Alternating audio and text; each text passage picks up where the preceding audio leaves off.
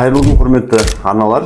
Жалпы баланың иммунитетін қалай көтеру керек, қандай витамин қолдану керек, сол туралы бүгінгі тақырып қозғайық. Абылай Қалдарбек YouTube каналына тіркеліп алыңыздар, лайк басып, ойларыңызды комментарийде білдіріп отыруды ұмытпаймыз.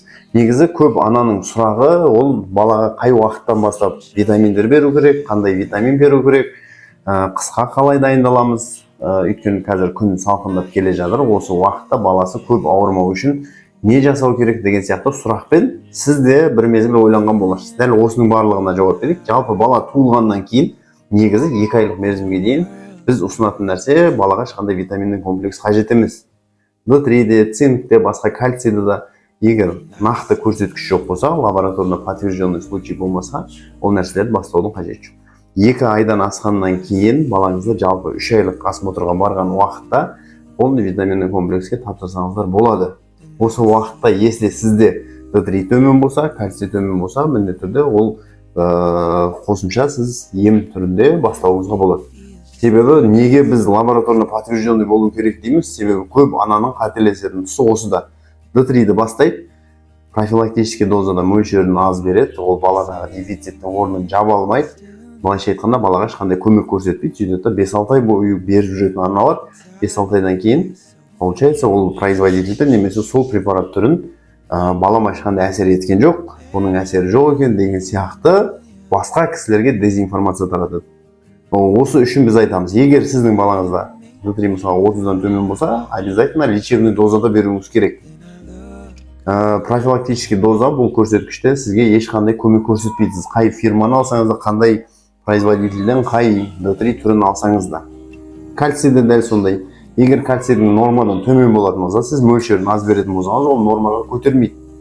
Осының фонында бізде гипокальцемический, гипомагнемический судороги пайда болуы мүмкін. Себебі бізде кальций болсын, магний болсын, мидан өтетін сигналдардың өткізгіштігін реттеп отырады. Яғни баланың толыққанды дамуына әсер етеді. Енді 1 жасқа толған балаларды 1 жастағы профосмотрда міндетті түрде толық Б витаминінің тобына, және де жаңағы кальцийге, D3-ге, және қосымша магнийге, цинкке тексеру керек. Именно мына Түркістан облысында бізде тұратын жерде бізде қосымша йод та жеткіліксіз. Себебі оның мөлшерінің төмен түсуі сіздің де балаңыздың жасына сай уақытылы дамуына кедергі жасайды. Сол себепті толық осы обследованияларды өту арқылы өзіңіздің педиатрыңызбен кеңесіп, регулярно, периодически балаға витаминдерді восполнять етіп отыру керек.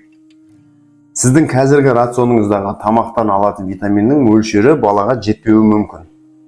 Себебі қазір тамақтар бізде біріншіден толыққанды құнарлы емес, екіншіден оған қоспалары өте көп. Бұның барлығы оның құрамындағы қажетті микроэлементтерді, макроэлементтердің деңгейін төмен түсіріп. Разумеется, балаға сырттан біз қосымша беруіміз керек. Ендігі мәселе, мына алдымызда келе жатқан қыс мезгіліне қалай дайындаламыз, бала көп жиі ауырмау үшін не жасауымыз керек, қандай препараттар беріп тұру керек, иммунитетті қалай көтеруге болады, осы сұрақтарға жауап берейік. Себебі кез келген ата-ана қыс уақытында, күн салқындаған уақытта өзінің баласының ауырмағанын қалайды. Бір нәрсе айтам, жалпы бізде ондай алтын препарат жоқ, что балаға берсең, бала прям 100% мүлдем ауырмайды деген нәрсе.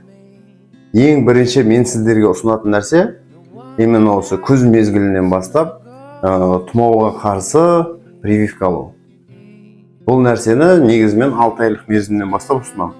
Балаңыз 6 айдан асты ма, ересектерге де 6 айдан асқан балаларға да барлығына тұмауға қарсы прививка алу керек. Себебі грипптің штамдары бойынша ол өте ауыр дәрежеде жүреді, балаға түрлі асқынулар да шақыруы мүмкін. Біз елемеген әшейін тұмау ертең күні балаға қайтарылмас процеске ұласып кететін ауруға шалдықтыруы мүмкін. Сол себепті бірінші кезекте балаңыз 6 айдан өтті ма, күз мезгілінде сентябрь-октябрь айларында бізде прививочный уақыт басталады. Осы уақытта поликлиникаға барып міндетті түрде прививканы қойдырып аламыз. Екінші нәрсе, бізде иммуномодуляторлар, яғни мен ұсынатын биофлазид, протифлазид немесе поливитаминный түрінде, свеча түрінде полиоксидоний немесе иммуник свечелерін балаға қолдансаңыздар болады. Цикл бойынша 7 күн немесе 10 күн көлемінде қолданасыздар. Бұның мақсаты баладағы иммунитеттің деңгейін жоғарылату.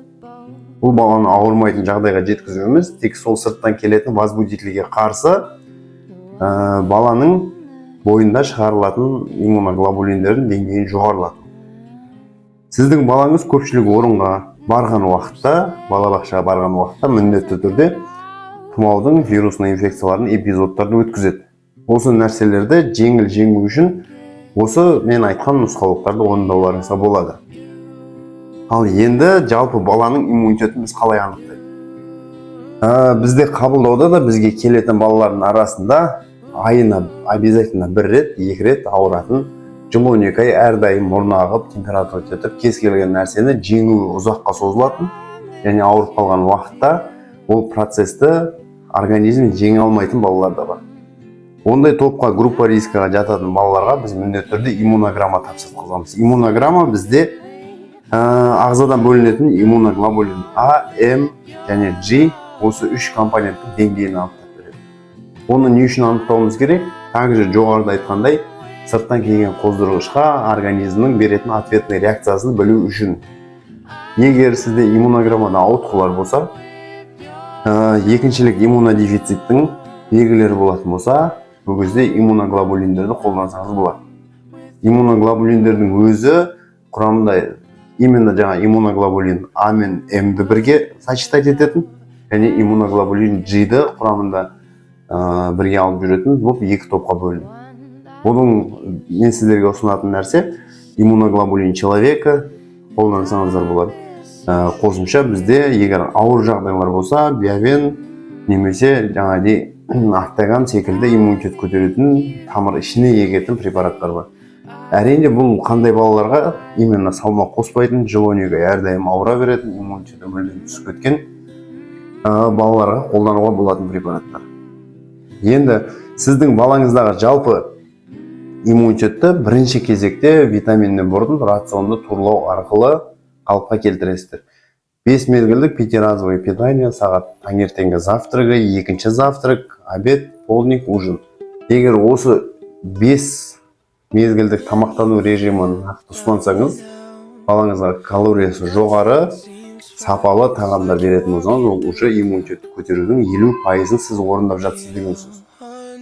Именно баладағы рационды, диетаны және калорийності есептеу бойынша, баланың иммунитетін көтеру бойынша, аурушаңдықтың алдын алу бойынша, егер консультацияға келем десеңіздер, мен төменде номер қалдырдым, сол номерге хабарласу арқылы келіңіздер. Толық балаңыздың салмағына сай, жасына сай, барлық есептеулерді, зерттеулердің барлығын жасап, балаңыз ауырмайтын жағдай жасап береміз.